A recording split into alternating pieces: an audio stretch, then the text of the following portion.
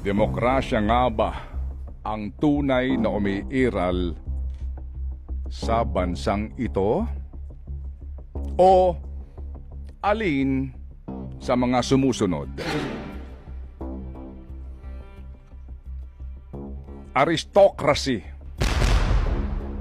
Forma ng gobyerno kung saan ang namamahala ay ang kakaunti o minorya, pero mga nasa pinakaitaas na antas ng lipunan.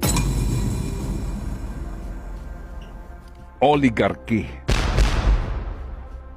Isang klase ng gobyerno na pinatatakbo ng piling mga tao na ang intensyon ay korap at makasarili.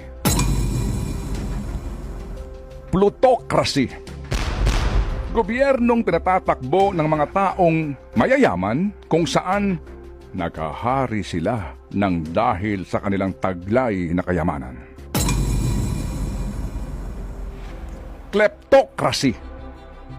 Isang uri ng pamamalakad sa gobyerno ng mga taong lulong sa korupsyon, mga taong ginagamit ang posisyon sa gobyerno para magkamal ng yaman sa kapinsalaan ng taong bayan. O kakistocracy.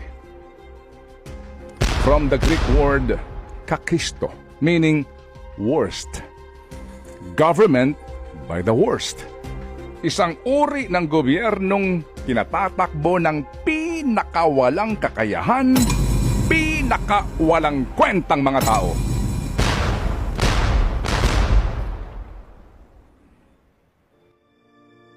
Ano sa palagay niyo? Anong klase? Anong uri ng gobyerno meron tayo ngayon sa Pilipinas? Bayan, mag-isip na po tayong mabuti. Think about it.